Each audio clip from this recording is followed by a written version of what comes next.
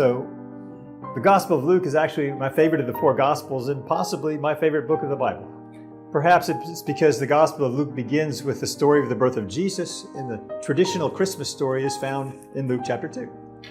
Perhaps it's because the parables, particularly the parable of the prodigal son and the parable of the Good Samaritan, are unique to Luke, and they're Lucan parables. Or maybe it's because Luke's Gospel seems to be structured on the work of Isaiah, which we studied together before, and I love the book of Isaiah. I know, all the books of the Bible are inspired, so like children, we should love them all.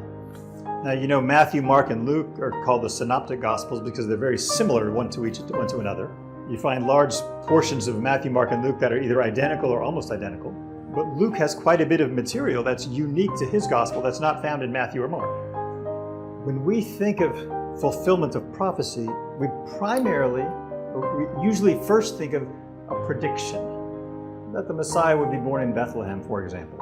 It seems that the Messiah would come from the line of Judah. And if you look at the Gospel of Matthew, a common way that Matthew talks about this phenomenon is using a citation, thus as it was written in the prophet Isaiah or Ezekiel. But Luke is going to suggest a much more complicated understanding of the Old Testament. Luke is going to show that there was a trajectory, a direction the Old Testament was heading, and how Jesus is the fulfillment of that direction. Luke is going to use typology, which is the idea that certain things in the Old Testament were patterns that were repeated in the New Testament, only in a greater way. Luke is going to cite Old Testament texts that actually refer to previous Old Testament texts, so that there's within the Bible interpretation, that is, Old Testament texts interpreting other Old Testament texts that are then interpreted by Luke in the New Testament. So here we read about what we call the prodigal son. It begins with the son demanding his inheritance. When do you usually get an inheritance? So what is the younger son, saying to his father? "I kind of rather you'd be dead. I'm much more interested in your money than you. Please, since you're not dead, go ahead and give me my money now." As you might imagine, that's rather a shameful thing to say. Now he returned to the older brother. Remember, there were two brothers. This brother, what happens when his brother comes back? He's working, because he's always working in the field. He's not like the younger brother who's always dreaming about the wild life. He's working out in the field. So you can see him wiping the sweat off his brow and cleaning his hands. Hey, what's going on in the house?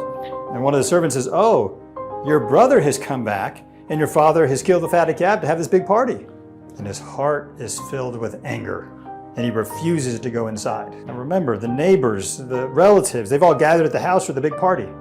Hey, where's the older brother? And everyone figures out, oh, he won't come inside. Now the older brother is bringing shame upon the father.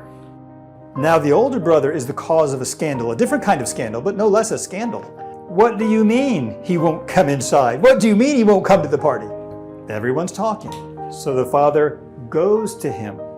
He takes the shame of the older brother upon himself. And he goes to talk to the older brother to plead him to come into the house. Just like the younger brother said, "I would rather you were dead," now the older brother says, "I wish you were dead." The father shows the same extraordinary love to the younger and the older brother. The only thing we do not know is the response of the older brother.